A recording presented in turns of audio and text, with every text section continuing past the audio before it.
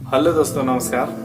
आइए आज हम लोग पुनः चलते हैं जिंदगी की छोटी छोटी बातों में, कुछ ऐसी बातों पे चर्चा करते हैं जो जीवन के लिए जरूरी होता है और लाइफ बदल सकता है। तो दोस्तों, अगर इस तरह की बातें आपको अच्छी लगती हो तो इस चैनल को लाइक एवं सब्सक्राइब जरूर कीजिएगा, ताकि मेरा मनोबल बढ़ता रहे और आगे भी इस तरह की चर्चा मैं हमेशा आप लोगों से करता रहूंगा।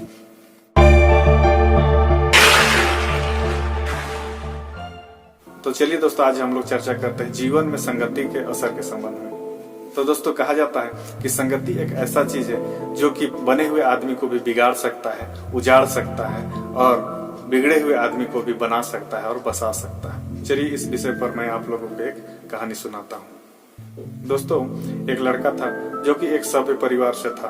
बचपन में वो बहुत ही सीधा साधा और अच्छा व्यवहार का लड़का था। उसके परिवार के लोग उसको देख के हमेशा खुश रहते थे और सभी लोग सोचते थे बड़ा होकर ये लड़का बहुत अच्छा करेगा, अपने साथ में घर परिवार का भी नाम रोशन करेगा। लेकिन दोस्तों, वो लड़का जब स्कूल का पढ़ाई करके निकलता है और कॉलेज में जाता है, कॉलेज में उसको नया परिवेश मिलता है, नया माहौल मिलता है और नए नए दोस्त यार लोग मिलते हैं। उस लड़के का दोस्ती ऐसे लोगों से हो जाता है जो कि गलत आदतों से घिरे हुए रहते हैं। दोस्तों, ये लड़का भी उन लोगों के साथ में धीरे धीरे गलत आदत में पड़ जाता है और इनका सारा व्यवहार में परिवर्तन होने लगता है। जब घर परिवार वालों को इस विषय में पता चलता है तो घर परिवार वाले लोग बहुत ही चिंतित और उदास हो जाते हैं कि अगर समय रहते इस लड़के को नहीं सुधारा गया तो इसका भविष्य बहुत ही खराब हो जाएगा, इसके साथ में घर परिवार का भी बदनामी होगा। तो दोस्तों, एक दिन की बात है, छुट्टी का दिन था। उसके पिताजी भी घर में थे और वो लड़का भी घर में था।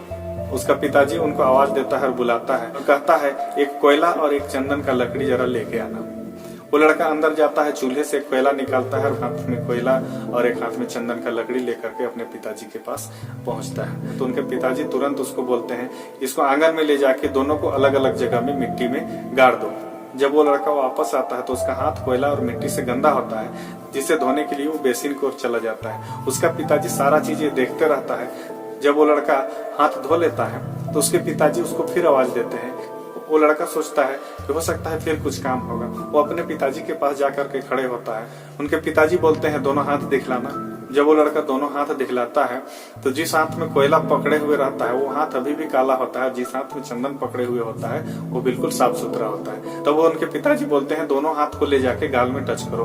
वो लड़का को समझ में नहीं आता है, लेकिन अपना पिताजी के आदेश को मानते हुए दोनों हाथ को उठाता है और गाल की ओर ले जाता है। लेकिन एक हाथ जिसमें कोयला का अभी भी दाग होता है वो हाथ धीरे से जाता है और गाल के दूर में होता है, और एक हाथ जिसमें चंदन का असर रहता है वो तेजी से जाता है और गाल में टच कर जाता है। उसके पिताजी तुरंत बोलते हैं ऐसा क्यों, दोनों तो हाथ तुम्हारा ही है, लेकिन एक हाथ गाल का दूरी बनाए हुए है और एक हाथ गाल से सटा हुआ है, ऐसा क्यों?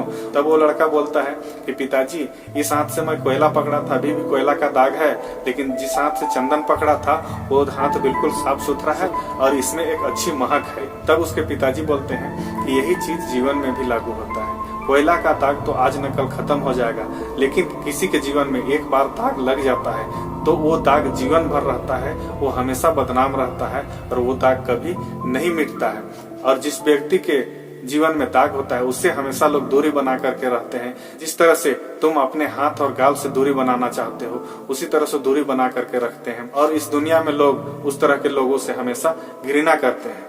जस्ट अपोजिट, तुम्हारा एक हाथ चंदन पकड़ा था, वो हाथ सुगंधित लग रहा है, अच्छा महक रहा है, साफ सुथरा लग रहा है, तो तुमको भी अच्छा लग रहा है। उसी तरह से जिसका जीवन साफ सुथरा होता है उसका जीवन का महक एक अलग होता है, उसके जीवन को सभी लोग चाहते हैं और वो दुनिया में एक नाम रोशन करता है और एक अलग पहचान बना पाता है। बस यही अंतर है लोगों में, जो कि कुछ लोग इस दुनिया में तो आते हैं और कुछ बदनाम होके चले जाते हैं, कुछ लोग अपना नाम बना के चले जाते हैं, और जो व्यक्ति नाम बना के जाते हैं उसको दुनिया याद करती है, उसके साथ में घर परिवार वालों का भी नाम रोशन होता है। दोस्तों, ये बात उस लड़के को समझ में आ जाता है। उसके बाद में वो लड़का उस दिन के बाद अपने आप को सुधार करने का, गलत संगति से दूर रहने का निर्णय लेता है और अपने आप को अच्छा व्यक्ति बनाने के लिए ठान लेता है। तो दोस्तों, ये रहा संगति के असर पर एक छोटी सी कहानी। कहा जाता है दोस्तों कि बनिए के बढ़िया बादाम से भी ज्यादा कीमत होता है सोनार के झड़े हुए सोने का। कहने का मतलब है दोस्तों कि आप जिस तरह के लोगों के साथ, जिस तरह के परिवेश के साथ रहेंगे,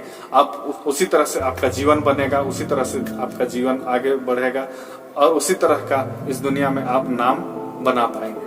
तो आज हम लोग इस वीडियो में बस इतना ही चर्चा करते हैं। आगे इसी तरह की चर्चाएं हम लोग करते रहेंगे। अगर इस तरह की चर्चा आपको अच्छी लगती हो तो इस चैनल को लाइक एवं सब्सक्राइब जरूर कीजिएगा, ताकि मेरा मनोबल बढ़ता रहे और आगे भी इस तरह की चर्चाएं आप लोगों से मैं करता रहूंगा। तो दोस्तों आज के लिए बस इतना ही। ओके, धन्यवाद।